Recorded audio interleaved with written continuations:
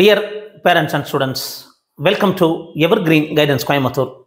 Tamil Nadu MBBS BDS counselling process, all India quota counselling process, இந்த ரெண்டு counselling ப்ராசஸ்லையுமே round 3 நமக்கு கவுன்சிலிங் முடிஞ்சிருச்சு.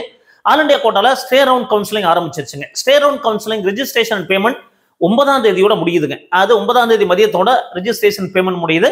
ஸோ 9ஆம் தேதி சாய்ஸ் ஃபில்லிங் க்ளோஸ் ஆகுது. ஆல் இண்டியா கோட்டால கலந்துக்க விரும்புறவங்க நீங்க தாராளமா ரெஜிஸ்டர் பண்ணி பேமெண்ட் பண்ணி கலந்துக்கலாம். இப்போ தமிழ்நாடு MBBS BDS கவுன்சிலிங் ப்ராசஸ்ல ரவுண்ட் 3 ரிசல்ட் வந்து கல்லூரி அலாட் ஆனவங்க 8ஆம் தேதி நாளைக்குள்ள நம்ம ஜாயின் பண்ணி முடிக்கணும். இப்போ இந்த லாஸ்ட் டேட் முடிஞ்சதுக்கு அப்புறம் நமக்கு வேகன்சி வருமானம் வரும். அது குடும்ப பொருளாதார சூழ்நிலைனால நிறைய பேர் எடுத்துட்டு சேராமல விடலாம். அந்த 30,000 போனாலும் பரவாயில்ல, 1 லட்சம் போனாலும் பரவாயில்ல. அப்போ தேர்ட் ரவுண்ட்ல உங்களுக்கு இடம் கிடைச்சு சேரலைன்னா அந்த செக்யூரிட்டி டெபாசிட் போறது மட்டும் கிடையாது, அடுத்த ரவுண்ட்ல நீங்க கலந்துக்க முடியாது. ஸ்டே ரவுண்ட்ல கலந்துக்க முடியாது. யார் யாருக்கெல்லாம் இடம் கிடைச்சு அவங்க சேரலையோ அவங்க 4th ரவுண்ட் சொல்லக்கூடிய ஸ்டே ரவுண்ட், சப்சிக்வெண்ட் ரவுண்ட், அதாவது ஸ்பெஷல் ஸ்டே ரவுண்ட் சொல்லக்கூடிய எதுலையுமே கலந்துக்க முடியாது. அப்போ ஸ்டே ரவுண்ட்ல இது வரைக்கும் இடம் கிடைக்காதவங்க கலந்துக்கலாம்.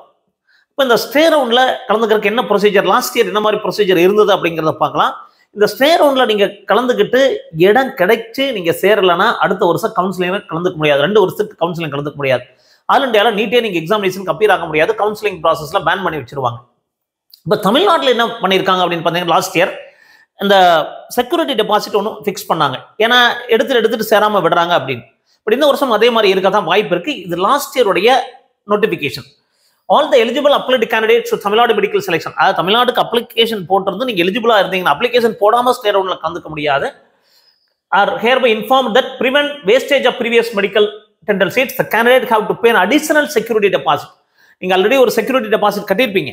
1 லட்ச ரூபா கட்டியிருக்கலாம், 30,000 ரூபாய் கட்டியிருக்கலாம். பட் நீங்க additional security deposit 5 lakhs for MBBS course and 2 lakhs for BDS course. So இந்த செக்யூரிட்டி டெபாசிட் கவர்மெண்ட் கோட்டாக்கு 5 லட்சம் கட்டுற மாதிரி இருக்கும். அது government quota and management quota ரெண்டுக்குமே நீங்க MBBS அப்படின்னா மொத்தமா 5 லட்சம் செக்யூரிட்டி டெபாசிட் கட்டியிருக்கணும். நீங்க 1 லட்சம் கட்டியிருப்பீங்க, அது இல்லாம 5 லட்சம் கட்டணும். BDS அப்படின்னா 2 லட்சம் கட்டணுங்க. அப்போ இந்த செக்யூரிட்டி டெபாசிட் ரீஃபண்ட் ஆகுமா ஆகாதானா?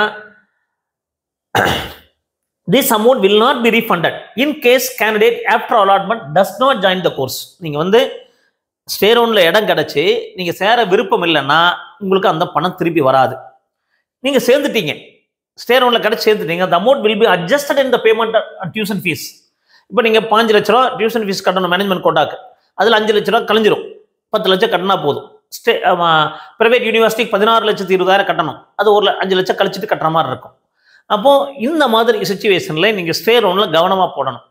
இப்போ சாய்ஸ் போடுறதா வேண்டாமா, ஸ்டே ரவுண்ட்ல கலந்துக்கிறதா வேண்டாமா தெளிவாக முடிவு பண்ணணும். Amount will be adjusted in the payment and tuition fees. சரி, the arrangement is done to avoid precious UG medical dental seat. இதெல்லாம் நீங்க வேஸ்டேஜ் ஆகக்கூடாதுங்கிறத பண்றாங்க. The candidate are instructed to think carefully before filling the choices because this is a final phase of counseling and not joining the allotted seat will result in seats does not being filled up. Hence the candidate are requested to fill the choices only if they wish to join. உங்களுக்கு விருப்பம் இருந்தா fill பண்ணுங்க. If the candidate failed to join in the allotted course, they have to forfeit the security deposit and tuition fee and pay the discontinued fees, and also they will not be able to participate in Tamil Nadu UG medical counseling for subsequent 1 academic year.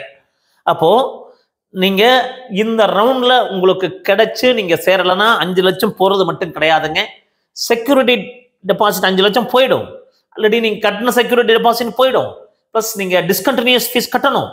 1 வருஷம் கவுன்சிலிங்ல கலந்துக்க முடியாது. 1 வருஷம் counselling கலந்துக்க முடியாது. அப்போ இந்த stay ரவுண்ட்ல நீங்க கலந்துக்கணும் அப்படின்னா உங்களுக்கு விருப்பம் இருந்தா கண்டிப்பா நான் சேர்றேன், என்ன ஃபீஸா இருந்தாலும் பரவாயில்ல, கல்லூரி பிடிச்சிருந்தாலும் பரவாயில்ல, கல்லூரி பிடிக்காட்டியும் பரவாயில்ல, நான் வந்து ஸ்டே ரவுண்ட்ல சேரத்தான் போறேன் அப்படின்னா நீங்க ஸ்டே ரவுண்ட்ல கலந்துக்குங்க.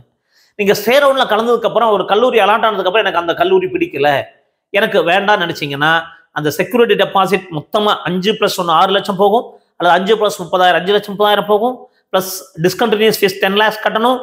1 வருஷம் கவுன்சிலிங்ல கலந்துக்க முடியாது அப்படிங்கிறத தெரிஞ்சுக்குங்க.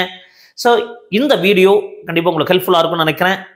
அது ரிவைசர் நோட்டிஃபிகேஷன் வரும்போது அப்டேட் பண்ணுறேன். இது வந்து லாஸ்ட் இயர் நோட்டிஃபிகேஷன். ஸோ இந்த மாதிரி நிறைய வீடியோக்குள்ள பதிவு பண்ணுறோம். மறக்காம எங்கள் வீடியோக்கு லைக் பண்ணுங்க, எங்கள் சேனல் பிடிச்சது சப்ஸ்கிரைப் பண்ணுங்க. மீண்டும் ஒரு நல்ல பதிவுடன் உங்களை சந்திக்கின்றேன். நன்றி, வணக்கம்.